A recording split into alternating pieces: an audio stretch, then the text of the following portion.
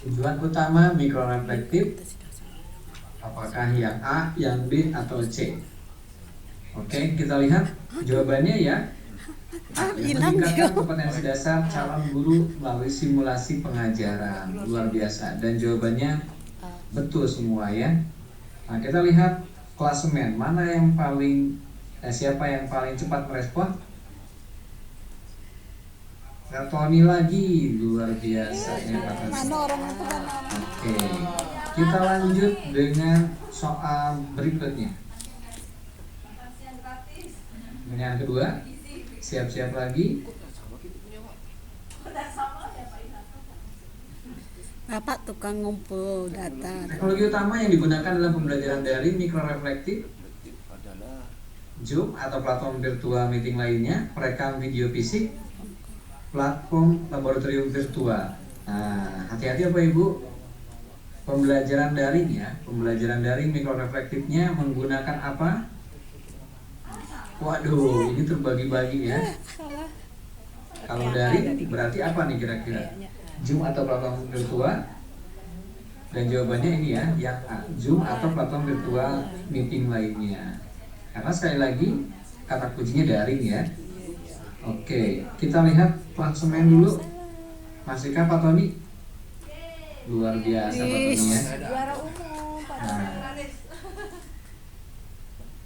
oke, kita lanjut ke soal ketiga. Siap-siap kembali Bapak Ibu.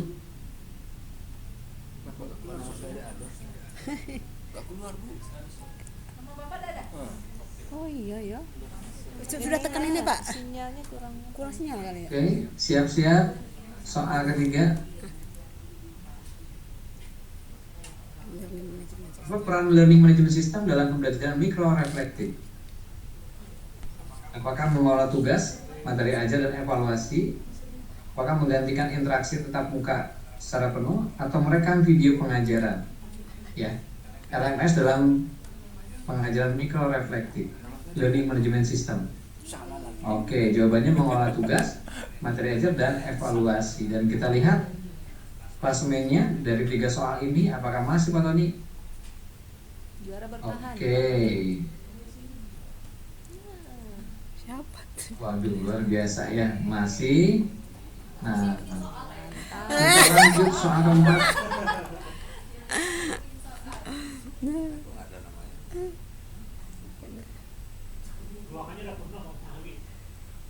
Apa platform yang digunakan untuk menciptakan lingkungan belajar imersif dalam pembelajaran hybrid? Nah, hybrid ya Bapak Ibu kata kuncinya. Apakah Google Drive, Gatherton atau Spasia atau PowerPoint? Apa platform yang digunakan untuk menciptakan lingkungan imersif? Gatherton itu yang tadi ya, yang sedang kita simulasikan. Kemudian Spasia juga sama. Oke, jawabannya Gatherton atau Spasia ya. Nah, luar biasa ini kelas pen lagi. Iya tadi nggak mau ketinggalan. Oke, bunga sedikit-sedikit naik terus ya. Luar biasa. Baik, lanjut ke soal kelima. Wah, ini soalnya banyak banget ya. Soal kelima.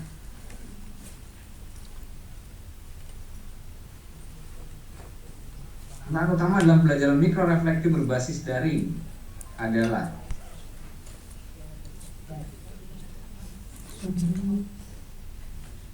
tantangan utama dalam pelajaran mikroreflektif berbasis daring.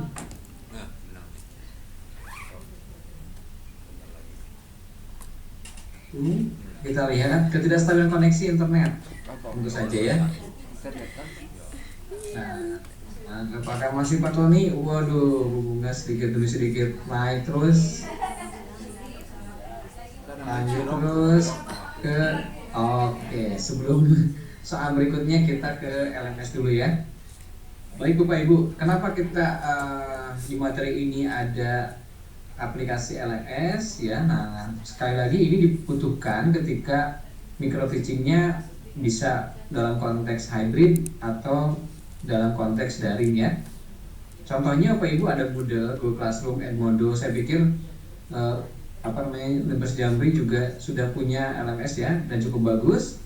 LMS membantu dalam penilaian, komunikasi, serta kolaborasi antar dosen dan mahasiswa ya. Platform ini menyediakan ruang untuk menyimpan materi, mendistribusikan tugas, serta mengelola penilaian dengan mudah ya.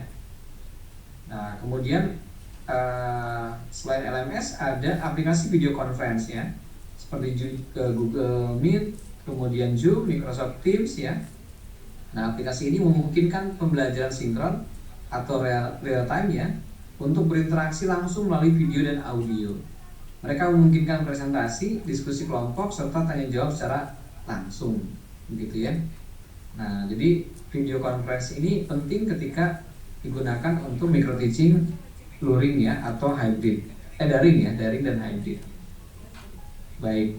Nah, aplikasi untuk latihan soal ada Kahoot, Quizzes, Socrative, gitu ya.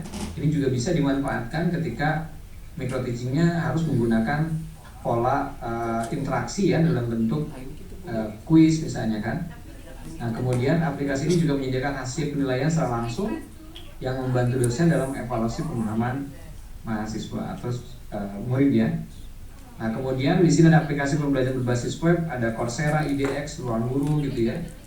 Aplikasi ini menyajikan kursus online dalam berbagai topik yang dapat diakses oleh siapa saja dari berbagai belahan dunia. Bapak Ibu semua, sekarang banyak ya lulusan SMA, SMK tidak ke perguruan tinggi, tapi dia langsung ambil kursus online ya. Hanya dengan 6 bulan, hanya dengan 3 bulan mereka sudah dapat sertifikat ya. Sertifikatnya itu sertifikat keahlian dan sebagainya, sehingga bisa digunakan untuk melamar pekerjaan kan begitu ya. Jadi sekarang banyak kursus-kursus yang dibuka ya, menawarkan sertifikat keahlian tertentu kan begitu ya. Nah, dan ternyata Bapak Ibu, perusahaan-perusahaan di luar termasuk ya di Indonesia juga ya, sekarang tidak lagi membutuhkan ijazah ya. Nah, tidak membutuhkan ijazah. Mereka cukup dengan cukup dengan memperlihatkan sertifikat keahlian ya. Nah, mungkin nanti kalau anggota DPR harus S1 baru ramai lagi ya kuliahannya, S1-nya ya, atau kampusnya. Baik, aplikasi untuk studi literasi ada Google Scholar, Wattpad, ResearchGate dan sebagainya. Aplikasi ini untuk membantu mahasiswa mengakses artikel ilmiah, jurnal, dan karya tulis akademik untuk memperdalam pengetahuan ya. Nah, aplikasi terjemahan ada Google Translate, DeepL dan sebagainya. Bapak Ibu, sekarang aplikasi Google Translate sudah mulai berkurang ya penggunaannya. Kebanyakan sekarang menggunakan AI karena bahasa AI juga cukup bagus ya dibandingkan dengan Google Translate. Nah, aplikasi penerjemahan bahasa memudahkan mahasiswa dalam menerjemahkan teks atau suara ya ke berbagai bahasa. Oke, lanjut lagi. Aplikasi jarak jauh atau sinkron maya, Google Meet ya, Microsoft Teams dan sebagainya, ini sama ya, bisa digunakan juga untuk interaksi dalam micro teaching ya. Nah, kemudian aplikasi membuat media pembelajaran interaktif berbasis audiovisual. Berbasis audiovisual, contohnya Canva, Powtoon, H5P ya. Bapak Ibu nanti silakan dicoba kalau mau nyoba Powtoon, H5P bagus ya. H5P ini video yang ketika tiba-tiba di tengah-tengah ada quiz ya, ada soal. Aplikasi ini memungkinkan dosen untuk menciptakan materi pembelajaran yang lebih menarik dan interaktif dengan memadukan audio, visual, animasi dan sebagainya ya. Bapak Ibu, sekarang lagi tren AI yang bisa bikin dengan cepat ya. Saya bisa menggaransi Bapak Ibu bikin presentasi yang bagus dalam waktu hanya dengan 10 detik ya. Bisa misalnya 12 slide, 15 slide, 20 slide. Dengan AI selesai. Bisa juga bikin animasi ya. Animasi mau 3 menit, mau 5 menit begitu kan. Nah, dengan AI cukup dengan beberapa detik saja Bapak Ibu ya. Oke, kita lanjut lagi ke soal dulu biar tidak satu arah katanya ya. Oke, siap-siap lagi Bapak Ibu, 11 orang sudah siap di Mentimeter. Soal berikutnya. Soal digunakan untuk membuat apa? Ayo. Apakah latihan soal